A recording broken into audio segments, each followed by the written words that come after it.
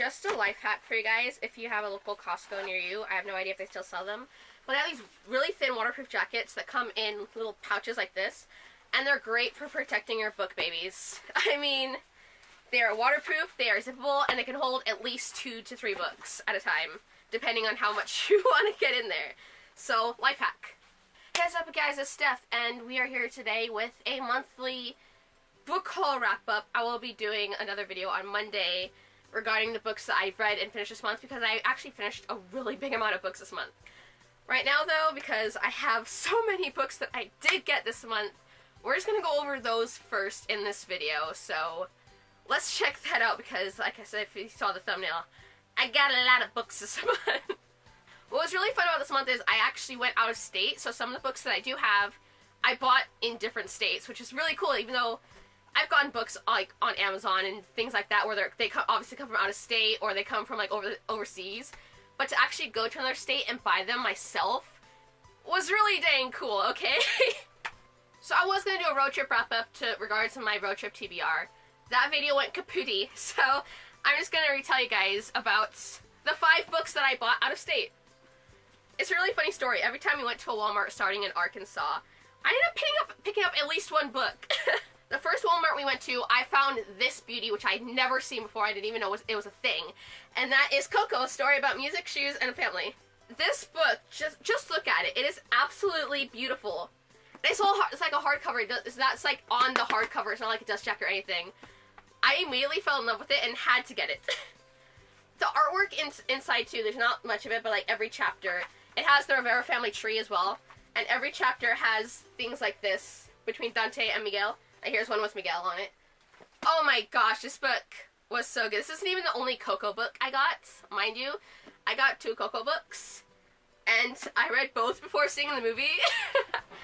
I think that really helped with my movie experience though, because there were tears that all 3 iterations, so it was definitely worth it, and I really loved this book and how this one gave a little bit more in the background of Mama Coco and her like growing up without music compared to the movie where we just focus on Miguel's journey. I really enjoyed that about the book, and I was kind of sad that there weren't those little flashbacks in the movie. The next Walmart in Arkansas that we went to, I ended up getting a Rick Riordan book. And I have the first in the Trials of Apollo series, the Hidden Oracle. I figured it was finally time to get back into Rick Riordan's world, because who doesn't love the Percy Jackson universe? It's like this universe with the gods. I missed it so much, and I've been wanting to get back into it, and seeing this book there, I didn't have an excuse anymore. I picked it up, and this was my second Arkansas book buy. On the way back through Texas, after finishing up in Arkansas, going back through, I ended up getting 2 books from that Walmart. This version of Coco is the cinematic story, or Cine-Story as they call it on here, and it's basically just comic strips taking stills from the movie to tell you the story of Coco. And it was really cool to read after the first Coco book that I mentioned, because like I said, this one has stills from the movie, so you get to see what's happening, and considering you're just like reading it, this one you're actually seeing the things that are happening. You'll get a little bit more context. Of course, there's things left out because there's like the musical numbers in the movie, they obviously shortened them for this. They're not gonna like go through the whole musical number, but you know, it was still really cool, and I really enjoyed it. The next one I got is Cradle and All by James Patterson.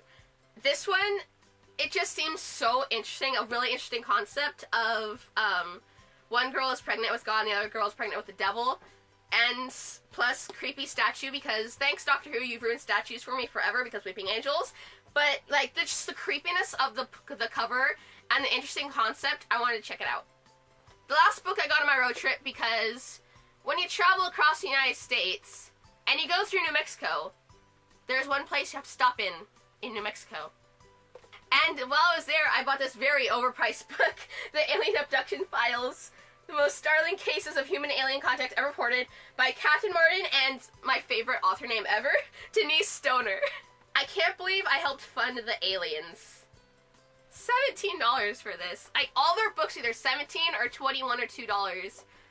Very overpriced for all paperbacks, but it's Roswell, New Mexico. You gotta live up to it. That town is so cool. Throughout the whole thing, there's like little 4.5 feet tall statues of aliens throughout the whole town. The place is fantastic. It's great. Plus, I used to love books like this. I used to read books like this all the time. So I'm really excited to get back into books like this, where it's like people's supernatural encounters and things like that. I'm really excited to read this. Reverse back to the very beginning of the month. So before we left, I went to Costco and picked up some books that I thought, hey, maybe I'll read these on my road trip. Spoiler alert, I didn't. But I really liked these books. Well, I read 2 of them. The third one I haven't read, and I've been seeing very mixed things on it, but we'll get to that. The first one is 365 Days of Wonder, Mr. Brown's Book of Precepts. This one is just quotes throughout for one day for every day of the year. If you've read Wonder, you know the whole thing behind Mr. Brown's Precepts. And I thought this was a really cute book, and plus the yellow pages are absolutely beautiful and stunning. So that really drew me in because, ooh, color. And I loved this book, even though it was like a really quick read, it's just a bunch of quotes, like I said. It was really cool, and I really enjoyed it. And I love that the quote from On My Birthday is a J.R. Tolkien one, which is, not all those who wander are lost. I don't know, I thought this was really cool, and I've been, like, keep thinking about it. Every day I just kind of want to go back and look at the precept for that day, even though I read it all in one sitting.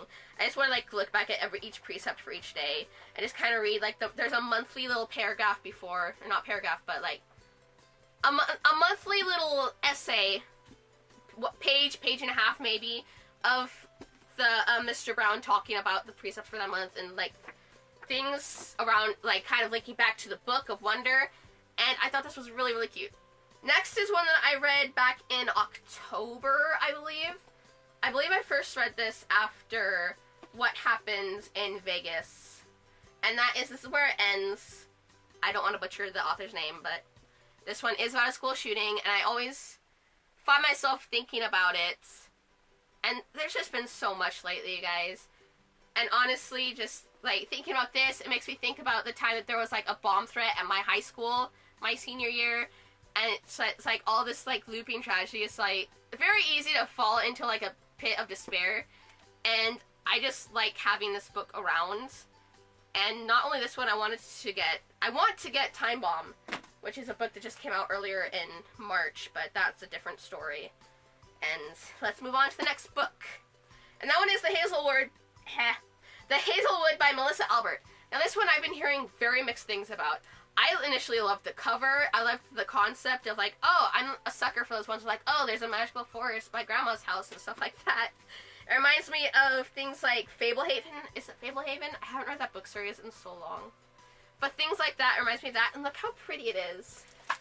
It kind of bums me out that I've been hearing mixed things about it from people, from, like, reliable sources, people I trust with book reviews. So I'm like, I don't know. I still want to read it, but I'm just like, what do you really hide in there? Book. The next book is one I pre-ordered way back in December, and it came out this month. I'm so excited. It's To Kill a Kingdom by Alexandra Christo. First of all, without even talking about the book, can we just talk about her little author bio in the back, because it's the best thing I've ever read. I love her. This book arrived when I got back from my road trip, and I was so ecstatic. I started reading it. I got to page 254. Then I just kind of stopped because I had a lot of review books thrown at me at once. But this book is so cool. It's kind of reminiscent of The Little Mermaid, but with more murder, and it's darker. So there's a fun thing for you. It's also sirens instead of mermaids. I like the kind of role reversal there, where, like, usually mermaids are the beautiful ones and sirens are these creatures.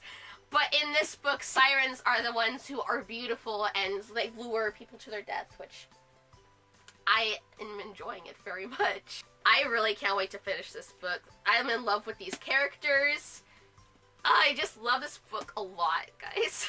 Next up, I have a little tiny Dollar Tree book haul, because whenever I go to Dollar Tree, they always have some very interesting books in their section, and for $1, it's kind of hard to beat. First up, I have James P. Paylock, The Steampunk Legend. The Asleford Skull, A Tale of Langan, I'm already reading this wrong, but look how dang cool this cover is, and steampunk.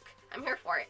I mean, it's really pretty, it's really cool looking, and $1, so I figured I might not read it soon because it's over 400 pages, but it's a really cool one that I want to read at some point. Next, we have the mystery for, I don't even know how to pronounce this, Thorio by Kin Platt. This one's a really thin one. What is it about? I forget. But it has those really cool pages where, like, they look like they're torn at the end. I love those pages. I'm a sucker for them. Yikes. This one is a little murder mystery, and like I said, it's really short, and the cover was really pretty looking. So I'm excited to check this one out. The last book I got from the Dollar Tree and this month is Catalyst by Linda Kang, The Conclusion to Control. But guess what? I didn't read Control. The one bad thing about Dollar Tree book hauls is that Dollar Tree gets a lot of sequel novels. They don't have a lot of firsts in a series. They either have sequel novels or standalones, so that's your big issue there. The first book in the series seemed really, really cool, and so I was very weak and I bought the second book in hopes that I will remember to pick up the first book in the series. And yeah, that pile is very precarious right off camera. I'm afraid it's gonna fall because I did not stack them the nicest, but we're gonna hope it stays and doesn't fall again. That's all I've got for you guys today. I got a lot of books this month. Like, dang. I think I need to put myself on a book buying ban just because of, like, my lack of space. And just, I need to work on the books I currently have, even though I want to get more because they're so nice. And there is a sequel novel to Alex and Eliza by Melissa Del Cruz coming out either next month or the month after called Love and War, and I want it really bad, but I don't know if I can afford it. I'm stressing out. I want it so bad. It looks so beautiful as taking place during the wartime. Look it, I'm wearing my Hamilton sweater. I need it. Hopefully I can get to that one, but I did just spend money pre-ordering the Panic at the Disco album, so I blame Brendan Urie. I hope you guys enjoyed this video. Let me know down in the comments below what books you got this month, or what books that I showed you guys that you've read or you like, or you want to read, whatever. If you want to stick around for my monthly reading wrap-up, which will be out on Monday, just a couple days from now, you can go ahead and hit subscribe down there or just come back on Monday. I'll never know. I'll never know. But it would be really nice if you subscribed, pretty please. If you missed my last video, it was me announcing who won the book from my giveaway. And it was just a really quick thing, maybe 2 minutes, where I give you like a little synopsis of the book, and then I tell you who won. You can check that out in the description down below, or right here. I'll also leave a link to my other video that came out on Wednesday, which was Panic at the Disco themed. So if you don't like Panic at the Disco, don't click right there. If you entered my giveaway and you want to hear about that, the results about that, you can click right there. And if you want to subscribe, my face will be like somewhere right here. That's all I've got for you guys today. I hope you have a lovely day / night, and I'll see you later.